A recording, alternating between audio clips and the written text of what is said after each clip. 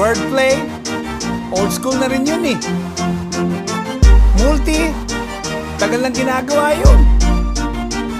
Eh yung speed rap, 1991 pa meron na. Eh ano pa gagawin? Ano pa natitira? Ang gusto niya, payabangan na lang.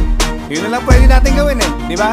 Yeah! Pansin niyo ba 3 dekada? Lagi kong patutsada. Pag hindi ka mayabang na rapper, tweet ka na, ikaw ay nada. Nada, search Google, ibig sabihin wala kang bilang. Wala kang numero sa Tagalog rap, so bakit ka pa isinilang? Sana ginugol mo na lang para hindi ka na nag-google. Tataniman mo na paniniwala, tapos hindi rin pala bubukol. Sa lipak na oras, pagod, hirap at salapi na ang pagiging isang sikat na rapper. Di pala madali, kasi wang mali, kayo'y tali. Nagmamadali, teka sandali. Bago pala maging rapper, dapat ikay tuli. At hindi ka support ng malungkot, sabay suot ng damit na pang maangas, mamalok, pamburot. Andrew E. pag inakyat and tablado, speedback sa inyo microphone. Pag hawak ko, may bangungod sa